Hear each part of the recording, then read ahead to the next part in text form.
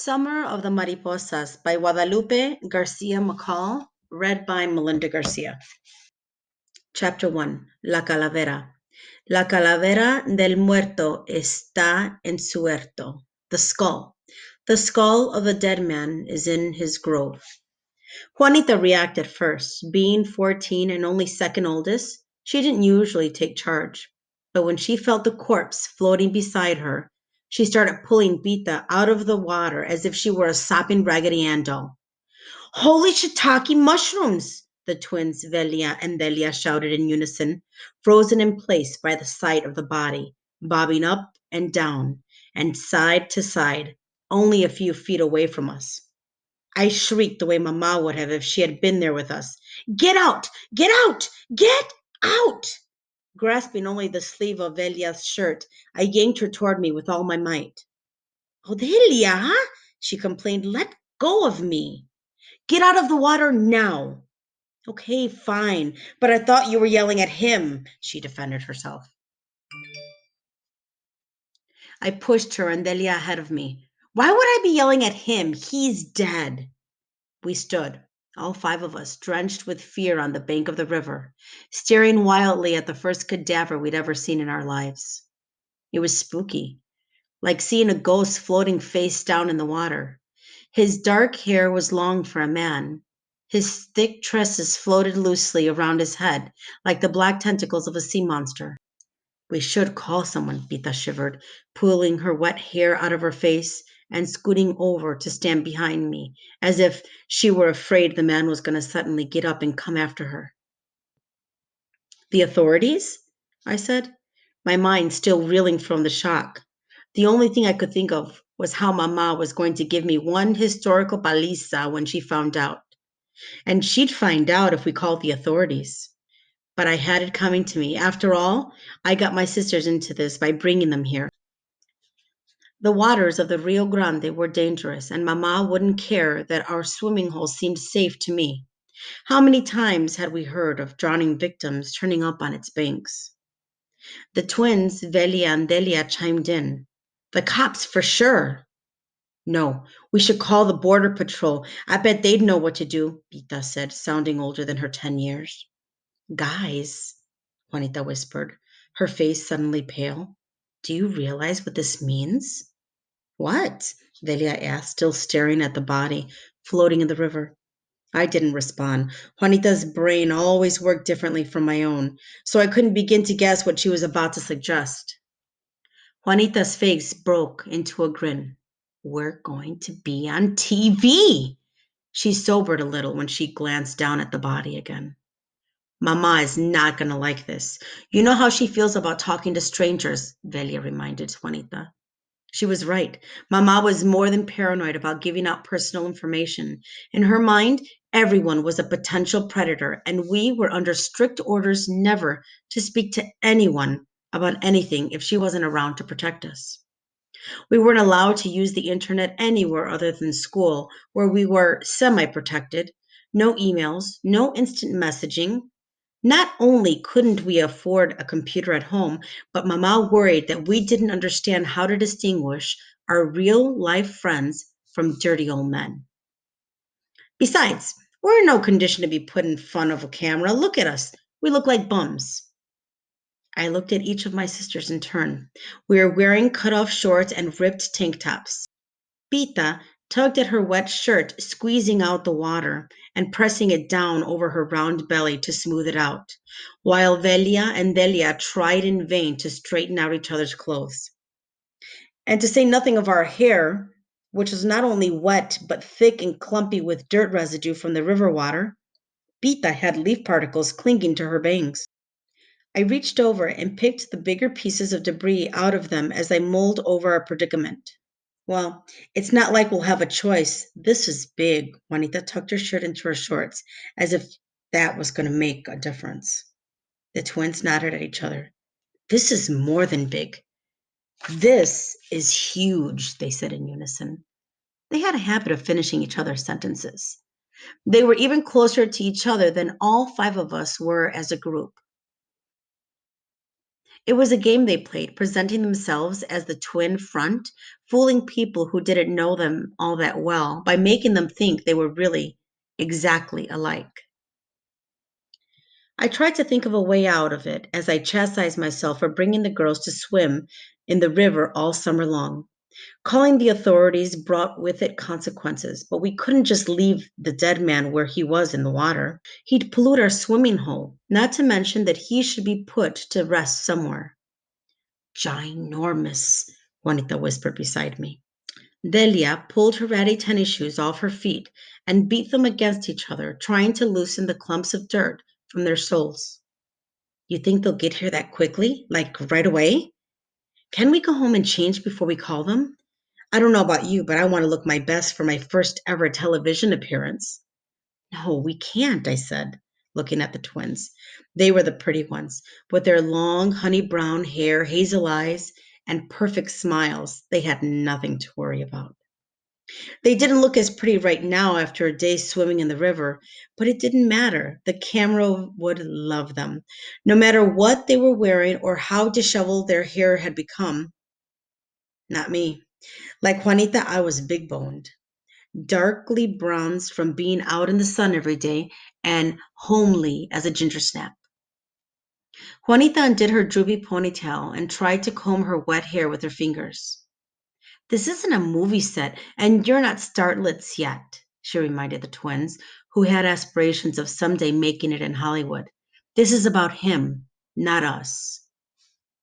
That's right. This is real life. And that's a real dead man in there. I pointed to the river. What if bringing an investigation here meant no more swimming? Whoever we call is going to want to interrogate us. The cops, the border patrol, everyone's going to want to know how and when and where we found him. And that's when the news people get involved. Velia looked at her twin sister for validation, not grasping the full meaning of what I was getting at. But we're filthy dirty. My shorts are ripped. See? We can't be seen on TV looking like this. What will people think? Delia put her hand around her twin's shoulder. They'll think we're poor and that our father has abandoned us, she stated sarcastically. The painful truth set off my sisters. Suddenly, everyone was talking at once. Pita's voice cut through us all, saying aloud the only thing that worried us more than Mama finding out about this. Do you think Papa will see us? On television? Pita asked, biting the inside of her lip. I hope we don't embarrass him. I couldn't help but wonder myself what Papa would do if he saw us. Would he feel sorry for us? Would it make him come back? It'll be fine, Juanita assured her. Here, let me fix your hair. As Juanita used her fingers to scrape back Pita's hair and resecure its braid, I thought about where our father might be now. We don't even know if he watches the news, I reminded them. The truth is, we don't know much about him nowadays.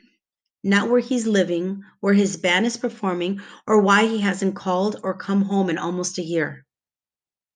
Well, if he does watch the news, he should be embarrassed, Juanita retorted through the ponytail holder clenched between her teeth, leaving without saying goodbye.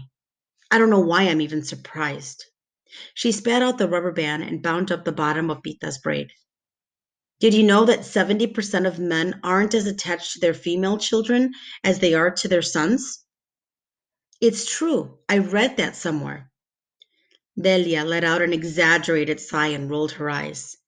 Can you ever talk like a real person? I'm tired of listening to you quote stupid stuff.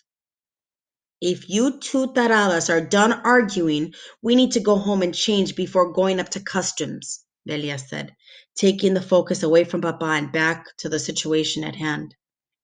The body was still floating gently in the same place. The way the current worked here, once something floated into an eddy, it had to be pushed out again. Juanita smacked Velia in the back of the head, then pushed her away. If you call me tarada ever again, I'm going to show you just how ignorant I am by kicking your behind all the way across the river. Knock it off, I said, stepping between them. If we kept bickering, we'd never make a decision about the dead man and what it meant for the future of our swimming hole. After a quick glance at Juanita, I turned my attention to Velia and Delia. What's wrong with you all? A man is dead in the river, and all you can do is fight? We should be pulling him out and going to get help. Delia didn't look at Juanita. Instead, she turned to look at the drowned man. His blue shirt clung to his back in a crumpled mess. It was still semi tucked into his belted jeans. He was wearing brown cowboy boots that were probably made from rattlesnake skin, like the ones Papa had on his feet the morning he walked out of our lives. We could push him out again and move him downstream, then cut him loose in the water down there, she pointed downriver. Or we could just lug him back out into the deep end, have the river carry him further away, then call someone, Delia said. I think pushing him out there is a good idea, I said. So who's going to help me here and who's going up to customs to report this? Remember the rule of the five little sisters, cinco hermanitas, together forever, no matter what. No one's allowed to go off on their own, so we'll travel in packs. Delia, what are you two doing and who are you taking with you? Now hold on, Juanita interrupted. The twins waited in the water a few feet from the dead man, caught between their older sister's argument. We're not calling anyone. We can't turn them into the migra. They'll throw them in a hole somewhere and forget all about them. The concerned look in Juanita's eyes told me she truly believed the rumors. Like Juanita, I heard the horrible rumores from the comadres in our neighborhood too. They whispered about unclaimed bodies in sacks and shallow, unmarked graves. I was sure the rumors were grossly exaggerated, but we had no way to know one way or not or the other. They throw them in a hole? Pita stood behind us, away from the riverbank, as if afraid of getting too close to the corpse. Why? She wailed. Her plump face twisted with anguish and her eyes brimmed with tears. At the sight of our baby sister in distress, I put an arm around Pita's shoulders, hugging her to my side. They don't treat them like animals. They bury them, I corrected, trying not to scare her any more than she already was. Maybe we should just let them do that, Belia said, inching back toward the shore. I'd rather not touch a dead body if I don't have to. She didn't come out of the water, though.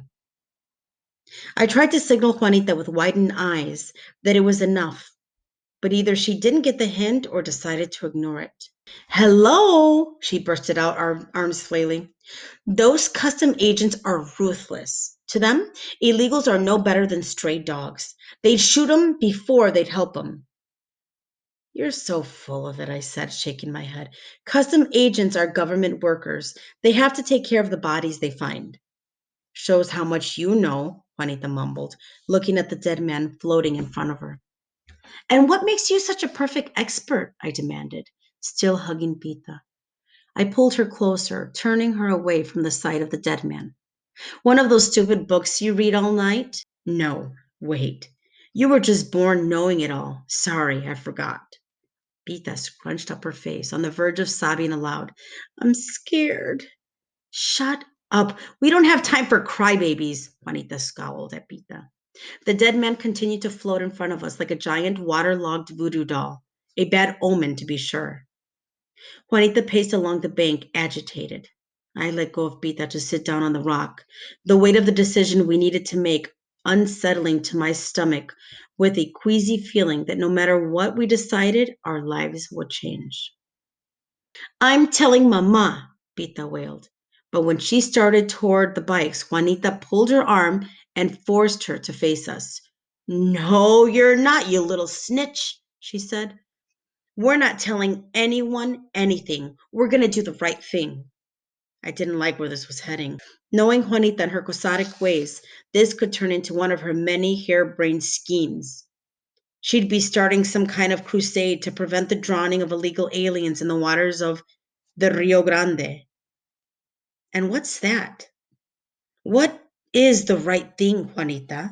I asked, exasperated. Arguing with her always had an effect on me. Help me pull him out, Juanita said as she waded into the river. Water quickens the rate of the decomp decay. So we need to hurry up. I'm not touching that, Pita announced, stepping behind me.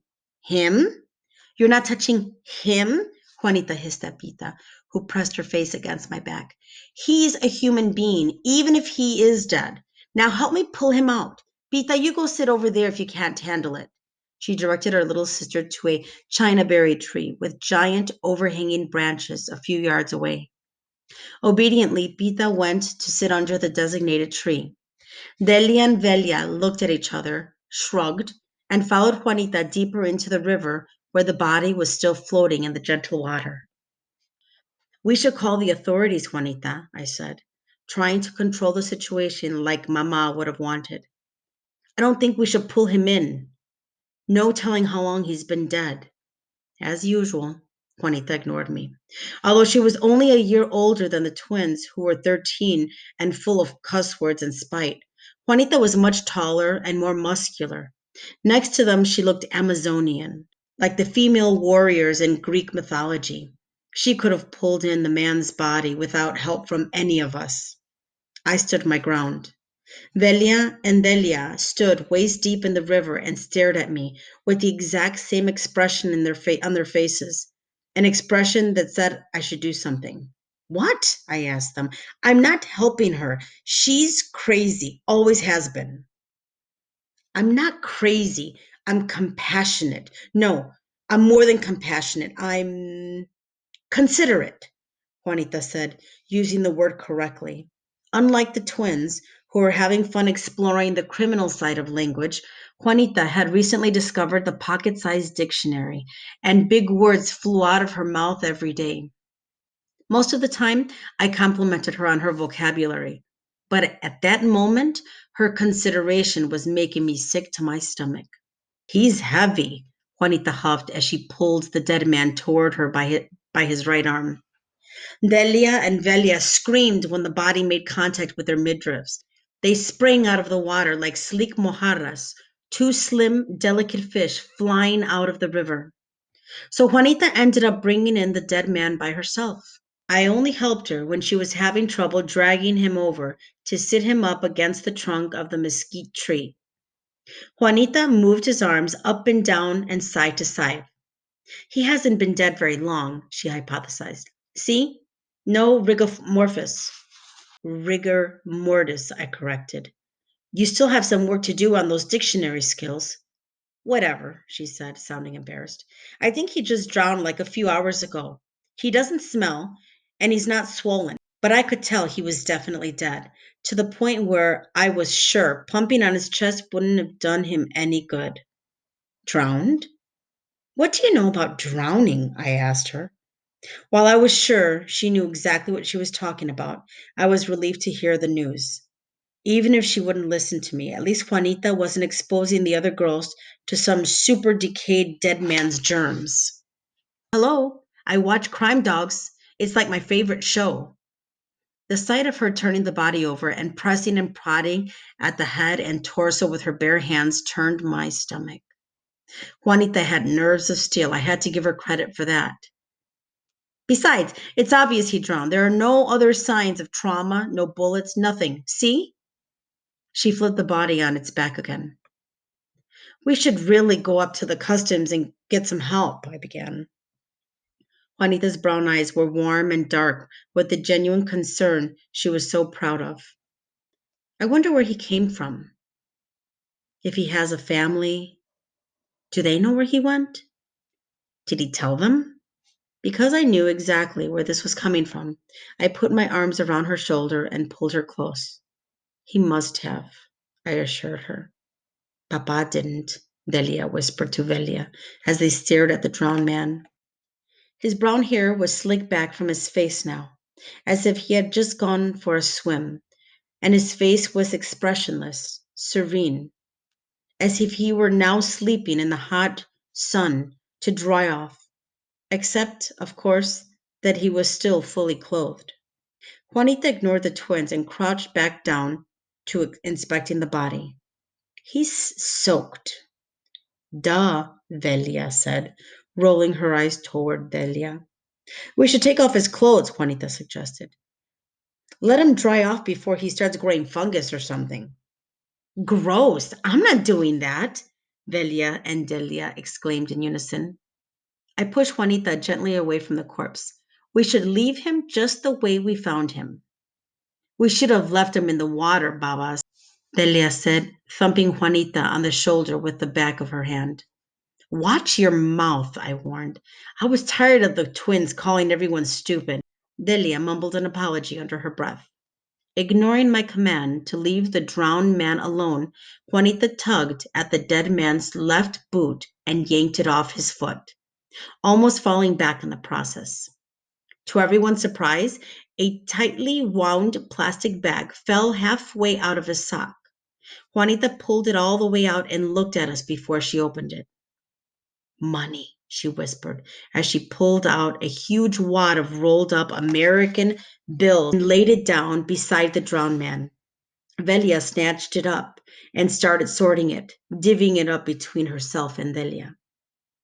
Look at this. Hundreds, fifties, twenties, Velia announced. She and her twin unrolled the bills, laying them in neat stacks over a flat rock a few feet away. Their announcement piqued Bita's interest. Like a curious kitten, she crawled from under the chinaberry tree and came over to join us. She picked up $100 bill and turned the foreign object over in her hands. He was rich. There's a wallet with an address, Juanita whispered, pulling the man's Mexican driver's license out of the wallet and staring at it. His name is Gabriel Perdido. He's from El Sacrificio across the border. I stood up and stepped away, wiping my hands on my wet shorts. My palms suddenly felt sticky and dirty, and I couldn't breathe right. We have to turn it all in, the wallet, the money, everything, I said resolutely. We can't do that to him, Juanita said, looking up at me with those big brown eyes. I felt like a jerk for not caring as much, but I had to be reasonable. We don't even know this guy, so stop acting like we owe him anything. There has to be something we could do that would be right, but also not get us in trouble with Mama. If she realized we've been swimming so close to the deep end of the river all summer, she'd never let us come back here. On the other hand, we had no other choice but to report the poor man. Mama would be even more upset if she found out that we didn't. And knowing Pita's loose tongue, Mama was bound to find out sooner or later. We were doomed either way. He's probably got a wife and kids, and they're worried about him, Juanita insisted. And right now they're wondering what he's doing, if he made it across all right. We don't know that. I snatched the driver's license from her. Look, his driver's license expired 6 years ago. He probably doesn't even live there anymore. Truth is, we don't know who he is or what he does, or even if he has a family. He has a family, Juanita yelled. She threw his worn out wallet at me. Pita picked it up and looked at the picture flap inside, which started her tears again. Velia and Delia took it away from her and stared at it too, but they didn't say anything. He has a family and a home and a life, Juanita said, as she took the wallet back from the twins and passed it to me. Behind the plastic, on the right side of the beat-up wallet, was a picture of the man with his family. We can't just leave him here. We've got to find a way to take him back to his family. El Sacrificio? I asked, the name getting caught in the back of my throat. Hey, isn't that close to... Velia started. Where Papa is from? Delia finished Velia's thought, looking at her twin first and then turning to me with an expected look. We can't go to El Sacrificio, I said. The idea of possibly encountering Papa terrified me. What if he didn't want to see us? What if he walked away from us again? Why not? Velia asked. Abuelita Remedios still lives near El Sacrificio, in Hacienda Dorada, Juanita said. A plan to visit Papa's mother forming vividly within the shine of her dark brown eyes. We can't go to El Sacrificio, I repeated firmly. Velia and Delia clearly questioned my sanity from the looks on their faces. Why not? I'd like to see Abuelita Remedios again, Pita whimpered, taking my hand in a silent plea. I feel sorry for her. She had only met our grandmother once before when she was around 3. We can't, I insisted. I shook my head and let go of Pita's hand. I stepped away and turned my back to them. I steered off into the woods, down the worn path that led back into town, wishing we'd stay home today. Look, it's been years since we went to Hacienda Dorada. I'd like to see Abuelita again too, Juanita said, plopping down between the rock with the money and the dead man. Experts agree children need to be close to their grandparents. It makes them feel secure, and when they grow up feeling loved, they make better parents themselves. That's a bunch of horseradish. I'm never becoming a parent, Delia interjected. I held up my hands in a vain attempt to stop this runaway train of thought. We can't go because, I began.